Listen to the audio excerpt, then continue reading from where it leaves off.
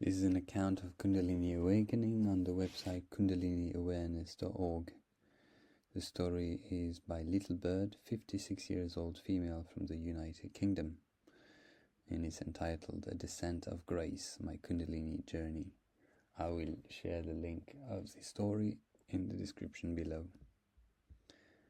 Despite being raised by a family who had no spiritual religious beliefs or affiliations, I always felt a divine presence. Being in nature was my way of connecting to the divine, as I knew no other way.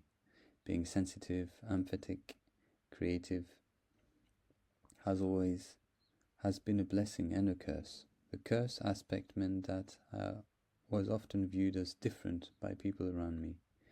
To make things worse, I experienced a lot of unusual phenomena, paranormal phenomena as a child, which added to the feeling of not fitting in. When I was in my 20s, a friend presented me with some photos of a recent trip to Kathmandu and the Himalayas. This created a strong emotional response in my body and a painful longing to be amongst the people, Tibetan Buddhist monks, in the place photographed.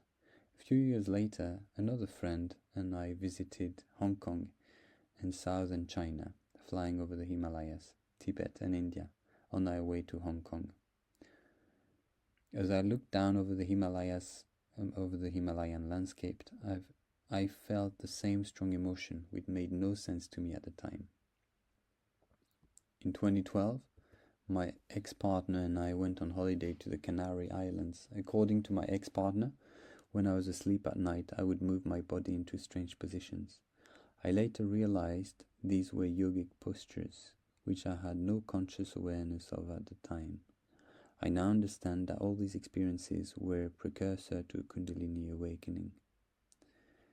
In 2015 and 16, at the age of 48 and 49, I began to meditate as a way to calm anxiety, and read mainstream spiritual literature such as The Power of Now by Eckhart Tolle. I instantly took meditation and was able to get into a deep meditation very easily, eventually meditating for 2 hours or more a day. Meditation was the only thing that brought any relief. At around the same time, I became interested in shamanism and animism and was fond of exploring ancient sites such as stone circles and earth energy systems and ley lines. In 2017, aged 50, everything changed quite suddenly and permanently. One evening, as I lay down to sleep, a white light descended from above into my crown, filling my body with light, bliss, and electricity. Some traditions call this a descent of grace, power, or Shakti, I later discovered.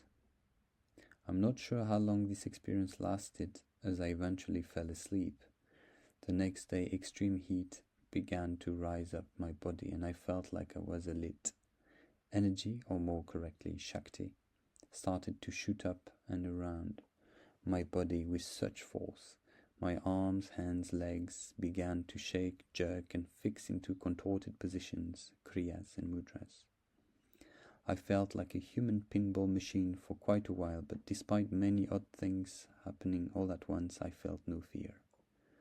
Somehow I understood that I was safe and was being spiritualized in some sense. As Shakti rose to my third eye and crown chakra, I became filled with bliss and felt what could only be described as oneness and deep love for all. This was accompanied by visions which occur during the liminal space-time between sleep and waking, with eyes opened or closed. I still continue to experience visions, but they are not as dynamic or frequent. Over the years, many of my visions have been of Hellenistic, Hindu, Tibetan Buddhist, and Tantric divine feminine deities, but none of these were of the divine masculine. Whilst Shakti visited my crown, third eye, I began to see visions of Hindu, Tibetan Buddhist, Tantric mandalas, yantras, and tankas. Although I'm not very familiar with this tradition in this life, I sense some kind of past life connection, as previously discussed.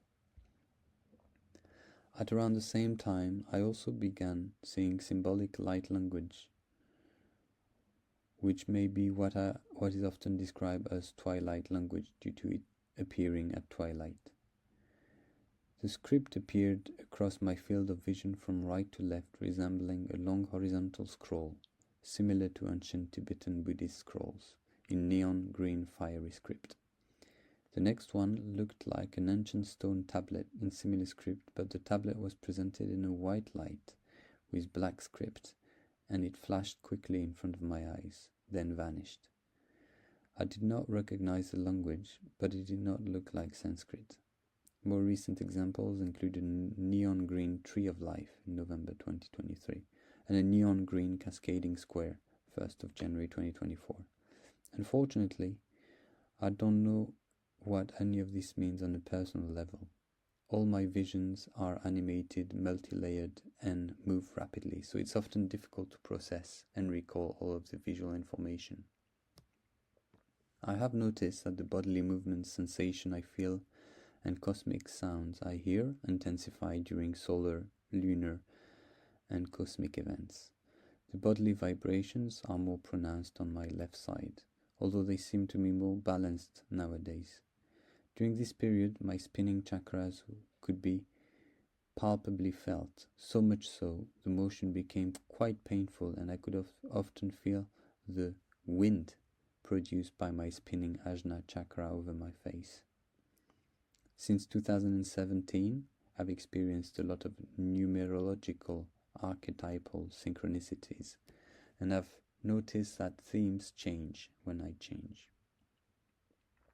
Shakti is currently being behind my physical heart, behind my shoulder blades, and has been there for 3 to 4 years, causing me a lot of pain and discomfort. She will not move despite my efforts, and I'm finding it difficult to breathe, spontaneous breath retention, meditate, exercise, or do other spiritual practices. Medical tests for heart and lung problems have all come back negative, thankfully, at least up to now. I have entered the initiatory dark night of the soul, where vast amounts of trauma and emotional pain are being purged, but the chronic fatigue pain is probably the most debilitating. In late 2023, I contacted PKYC and completed a 3 histories assessment to find out whether I am having a Kundalini awakening or not. They concluded that I had an awakening in a previous life and came into this life with a Saraswati rising. Unfortunately, Shakti entered a non-culminating nadi, so she must be diverted into the Sushumna to complete the process. The granthis, root, heart, and third eye nodes have to be open and united for Shakti to be successfully redirected. Fortunately, my root and heart granthi opened in a past life, and third eye granthi in this life. Unfortunately, I have to wait 4 years until I'm given practices to help redirect Shakti. Apparently, most people that contact PKYC have a deflected rising of one kind or another. More and more people are waking up every day, and although the process is beautiful, transformative, and a gift, very much needed in the world, it's the most difficult experience a person can experience if body, mind, and spirit are not prepared beforehand and for many years. For example, yoga, therapy, diet, lifestyle.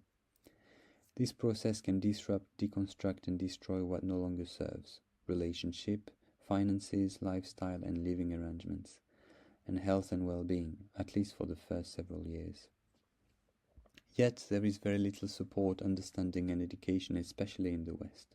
From what I gather, many people nowadays begin their spiritual path with a spontaneous or psychedelically induced awakening, which leaves the experiencer in a state of collapse after an initial bliss experience. Nevertheless, social media continues to promote ways to awaken Kundalini when people have no awareness of how difficult the process can be. People try to awaken Kundalini as a way to fill a hole, not knowing that the process brings up unresolved trauma, emotional wounds, and everything ignored, and unconscious in this life or a previous, so that it can be transmuted. You can't prevent evolution, nor should you want to, or stop it being messy for unprepared souls, but you can provide support and education for the droves waking up and those about to follow. If we continue to rely on an overburdened archaic health system, Kundalini equal mental health issues, and 3,000 years old Indian texts only understood by lineage holders, scholars, and written in Sanskrit or Twilight language, for information, guidance, and support, the situation is not going to improve. Fortunately, initiatives such as KundaliniAwareness.org provides a platform for experiencers to share their stories, and mental health professional researchers the oral accounts, data to improve support, education. Our responsibility as experiencers is to support organizations like the KundaliniAwareness.org and play an active role in raising awareness by sharing our accounts. That's the end of the account of this person, and you can submit your own story on the website. The link again is in the description below. Thanks for listening. Hope you found it useful. If you want, you can like and subscribe. That would always help. Thank you.